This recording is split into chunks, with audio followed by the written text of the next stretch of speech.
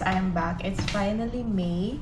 Now it's actually May 5. I haven't been active for the past week vlogging kasi I was very busy with a lot of things and a lot of concerns about my health. Anyways, to give you a live update for this video, today is another Tuesday, and as you all know, most of my vlogs are shot on Tuesdays because it's my day off. So for today, babalik na tayo sa dati nating routine. So I have yoga scheduled, and then after that, I'm not sure if I'm going to pick up my dog at my sister's place or magpapalinis muna ako ng kuko kasi I'm not sure if I can bring her inside the salon. Probably not. After that, we're gonna come back because I need to watch my remaining lessons. I actually enrolled myself on a Japanese language class. So, meron kaming class every Tuesday, Wednesdays, and Friday. And I happened to miss the first class last Friday. So, I have to make up and watch the recorded video of that class kasi meron ulit kami later tonight. And then after that, we have to cook some groceries that's been sitting on the fridge for almost a week now. And it's mostly veggies because I'm trying to lose weight and live healthy. Let's go!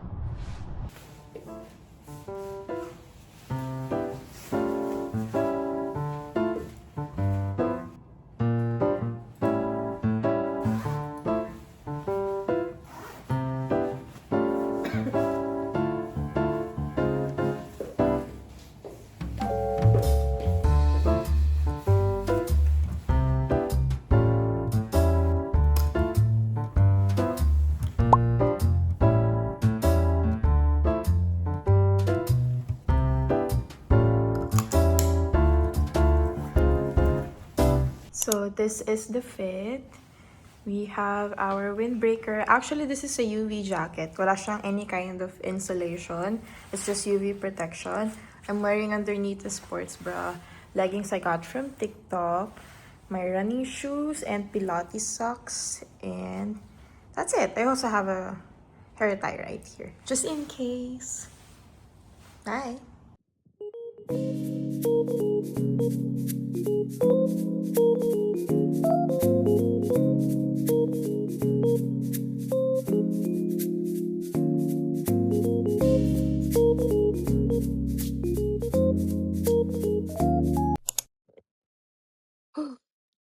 Okay, so I'm back, guys, and as you can see, I look disheveled and everything.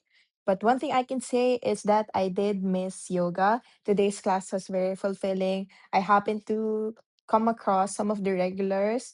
Some of them I met before during the previous yoga sessions, and I'm very happy, guys, because everyone was very supportive, and it just lifted some of the worries in my mind. So parang yung mga isipin ko na wala siya, I feel lighter during and then after the yoga session.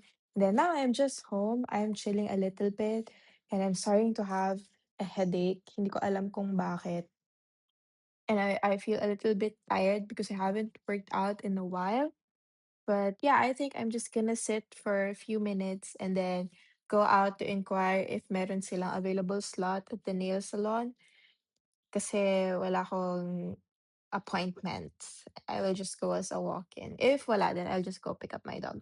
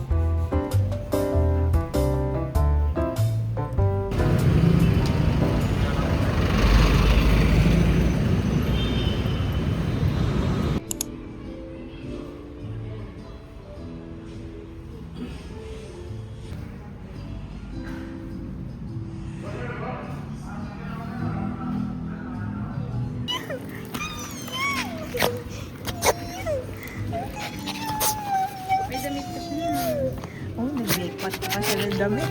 Nag-mekwat pa siya ng damit. A few moments later.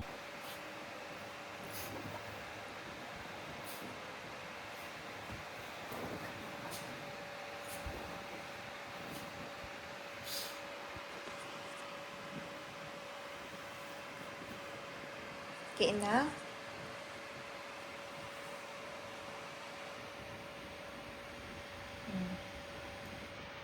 Yan ang mukha ng bagong ligo. Kali yan? Kali? Kali? Kaliya!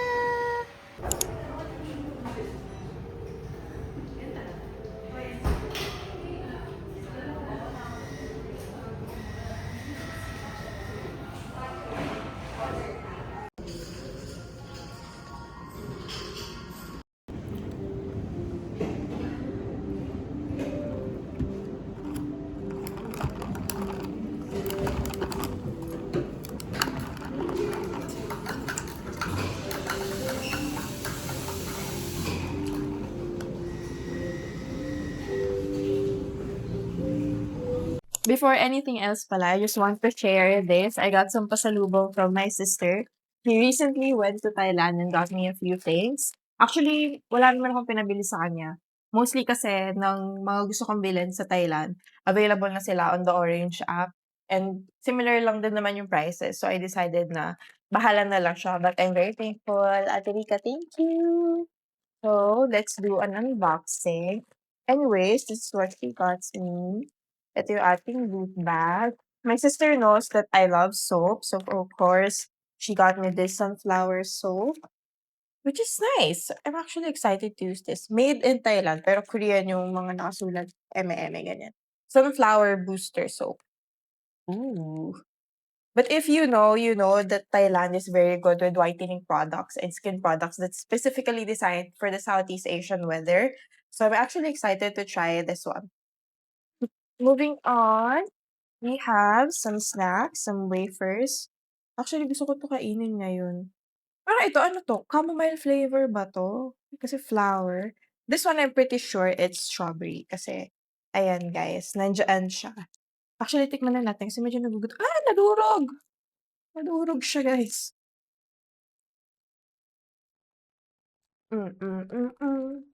Yeah, that's the strawberry wafer. Oh, I just realized sobrang baba pala ng angle. Mm. Mm. Nice. Okay. Moving on. Marami pa naiwan. My sister got me this hair clamp. Panda Milano. Which is really cute, guys. I can actually use this. Kasi the one that I'm currently using right now is the one that I got from Kyoto. Last time that I was in Japan, I've been using it for so long. Alam niyo kung gaano katagal, guys. Sira na siya, tapos ginu-glue ko na lang siya pabalik. Sinu-super glue ko na lang. Well, we also have this mini micro puff, which is good when you're blending concealer and other products. Oh, this is nice. It's made of stainless steel. It's like a Pandora-inspired charm bracelet. Yeah, I think I'm gonna wear this. Recently, I realized na parang silver ata yung mas bagay sa color tone ko instead of gold. I don't know. Kasi hindi naman tayo nagpa-color analysis. And of course, we have this keychain also. Oh my god, this is so cute. This is actually so cute. I feel like I'm gonna put this in my bag. Yeah, I'm gonna put this in my bag. So cute. May hidden something ba 'to? Nabubuksan ba 'to? Parang hindi. Parang malaking bead lang siya. So, let's leave it like that. Baka masira ko pa. Of course, galing ka bang Thailand kung hindi ka mag-uuwi ng inhaler? Actually, meron ako nito right here. Pero hindi ko nabubuklatin kasi nakapatong sa vanity table ko right now. And then lastly, we have some face mask. This is an alpha arbutin face mask.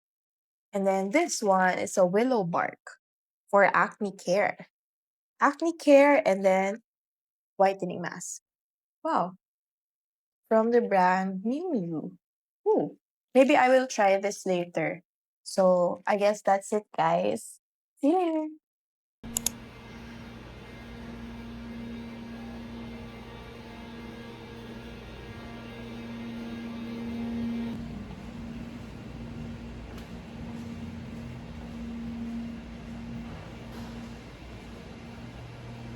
Guys, so I know we haven't seen each other for a long time. Today is actually May 26 and a lot of things has happened. But to sum it up, I failed, guys. I failed not just one, but two of my major exams. And I'm not sure how my final grade is going to turn out. Pero meron na akong idea kasi I know how big that exams affects our total grade. So, I don't know. Hindi ko talaga alam kung anong nangyari. Somewhere along the process, I think, parang na-burnout na lang ako. And then, everything that I do, parang lahat ng efforts ko, parang walang nangyayari. Is it just me? I think lahat naman tayo dumadaan sa ganong experiences. Whenever I feel down or something bad happened to me, the thing that makes me feel good and better the most is being productive. So for that, today we have a jam-packed activity. So first, I need to take Kali out for a walk. I need to work out.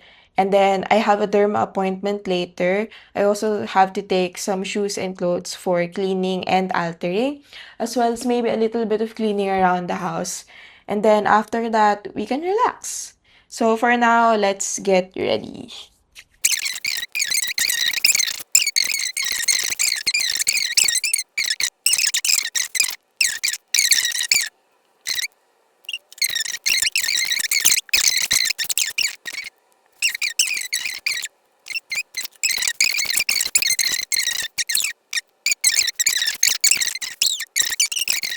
This is the one from Kate Tokyo in the shade number 2 Pink Banana. This one I've repurchased for so many times. Guys, believe it or not, this is my third tube. And I have another one, unopened right here. Ganun ko siya kamahal. This is one of the Cosme's top lipstick as well. I think this is their top one. And for a good reason, guys. In the Philippines right now, I think sobrang popular yung Timeforia lip stains. I actually have two right here, which I got on the mall. Kasi nga, sobrang hyped up siya. So I was feeling like, oh, I have dry, dark lips. So maybe, why not try? Kasi I'm constantly on the hunt for something that would cover the darkness on my lips. Kasi uneven skin tone siya. And this one, it's okay. But it doesn't perform as well as this one, guys. Like, if you have a choice or if you can get this one instead of this one. Although okay din naman to, pero mas gusto ko talaga yung isa kasi this one can be a bit drying on the lips compared to this one na hindi talaga siya dry at all. And then this one also lasts longer compared to this one. So yeah, share ko lang. And then that's it.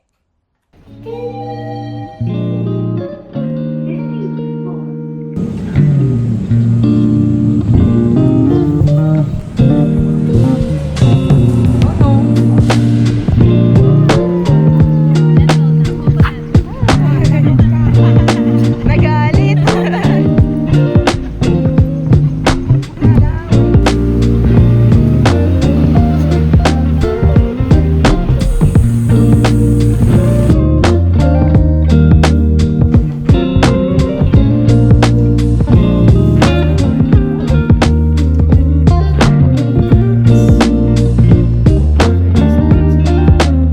Kumapit siya.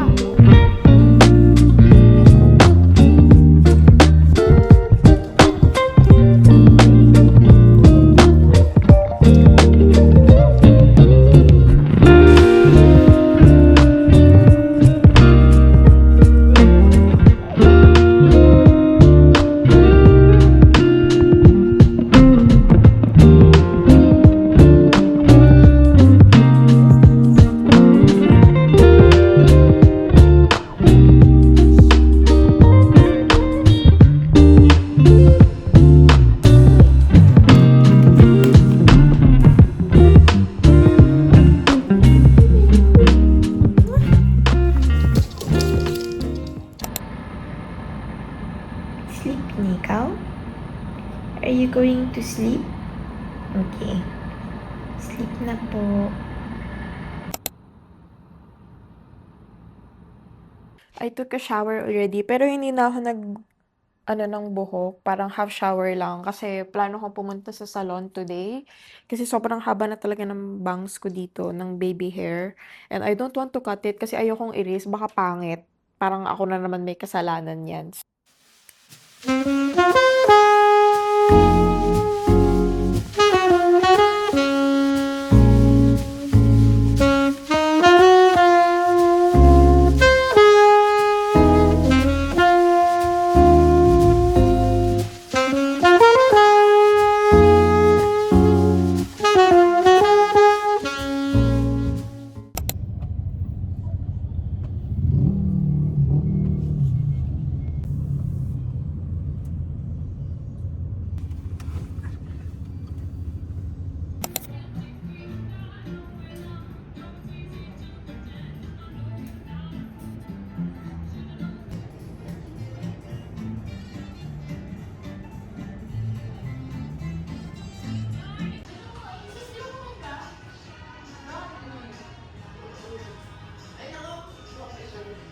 Update guys, so it's been 1 hour after my Jotox treatment and I don't know why kung bumaba ba yung pain tolerance ko. Pero sobrang sakit niya guys, sobrang ngalay na ngalay pa rin yung pangako hanggang ngayon. It's been 1 hour. Yung first 2 Jotox ko, halos wala lang, like after the injection, wala ako anesthesia nung second time eh. Parang after the injection, may sakit and then konting ngalay lang, like very very light na ngalay around here in this area. Siguro an hour after the injection or the Jotox, halos back to normal na ako. O siguro yung second time ko, yung first time pala, sorry, yung first time na nag-Jotox ako, may ngalay siya pero sobrang light lang and then it persisted for like 1 to 2 days. But this one, kakaiba siya guys, like sobrang ngalay, sobrang, I think, kalimut ko itanong kay Doc kung ilang cc to. Pero baka ganun yon, baka mas snatch na yung face ko after this one. So, yeah, update ko lang kayo. Share ko lang kasi sobrang sakit and wala akong makausap. My dog is sleeping.